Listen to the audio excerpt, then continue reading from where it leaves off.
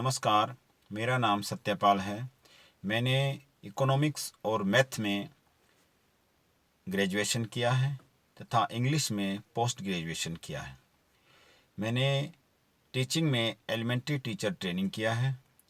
इस समय मैं government primary school Daiyad, block Bhattukalan, ज़िला फतेहाबाद में जेबीटी के पद पे कार्यरत हूँ। फतेहाबाद ऐतिहासिक दृष्टि से काफ़ी प्रसिद्ध है। फतेहाबाद को फिरोज शाह तुगलक ने बसाया था। फिर फतेहाबाद के गांव बनावाले में प्राचीन सभ्यता के अंश मिले हैं। फतेहाबाद के अंदर गांव ढींगछरा में माता मनसा देवी का मंदिर है। वहाँ पे होली और दीपावली के दिन मेला लगता है। लोगों की मान्यता है कि यहाँ पे कठिन से कठिन रोग भी कट जाते हैं।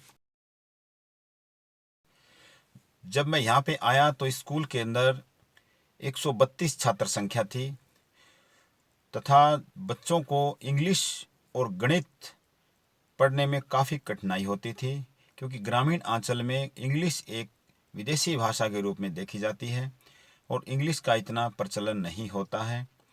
तो मैंने आते ही इंग्लिश का सुधार करने के लिए काफ़ी प्रयास किए।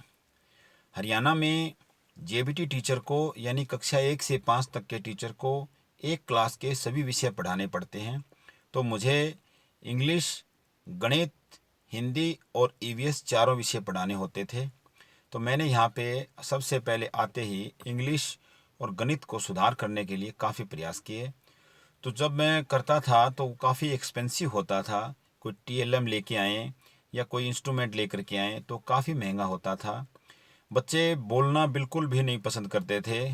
तो इसके लिए मैंने सबसे पहले एक लाउड स्पीकर अपने स्कूल में टीचर्स के सहयोग से लेकर के मैं आया।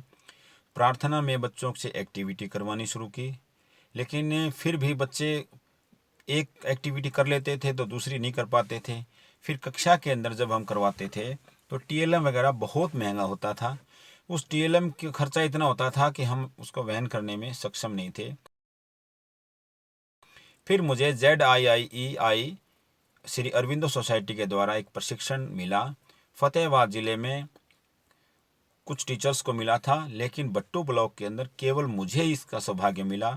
इसके लिए मैं अरविंदो सोसाइटी का धन्यवाद करता हूं कि उन्होंने मुझे इसके लिए चुना। उससे मुझे पता लगा कि काफ़ी ऐसी टीएलएम हैं, कुछ ऐसे मेथड्स हैं जिससे हम बच्चों को आसानी से सिखा सकते हैं और उसके अंदर जीरो इन्वेस्टमेंट यानी कि कोई खर्चा भी नहीं है। तो उसका मुझे पता चला।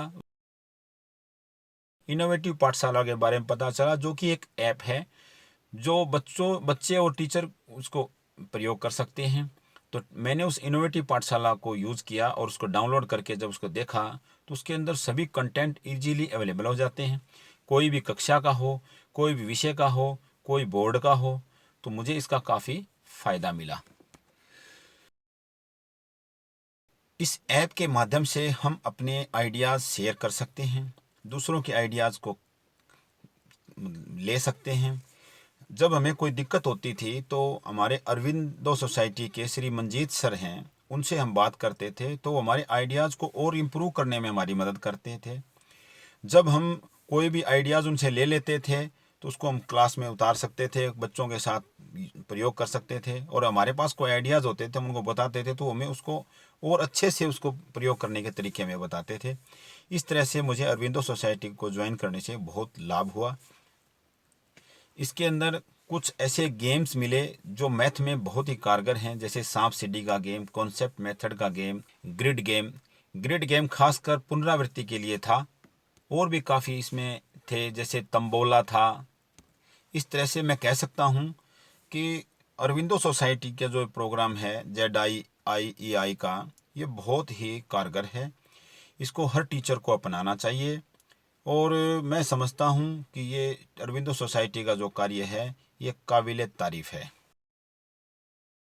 अब मैं आपको मेरे विद्यालय की कुछ उपलब्धियों के बारे में बताना चाहूँगा। मैं जब यहाँ आया उसके बाद मेरे मार्गदर्शन के अंदर हमने डिस्ट्रिक्ट लेवल पे क्विज़ कंपटीशन के अंदर दूसरा स्थान हासिल किया और 21,000 रुपये का नगद इनाम हमने प्राप्त किया। उसके बाद हमने अगले साल ब्लॉक लेवल तक हमारे बच्चे गए और पिछले साल मेरे ही मार्गदर्शन में कक्षा 5 के बच्चे ब्लॉक लेवल पे फर्स्ट आए। कोरोना या किसी और वजह से आगे प्रोग्राम नहीं हुआ, नहीं तो डिस्ट्रिक्ट और राज्य स्तर पे हमारा प्रोग्राम होता। तो मैं मानता हूँ कि फतेहाबाद ज़िले के अंदर सबसे बढ़िया एजुकेशन के मामले में ब्लॉक भट्टू कलां है।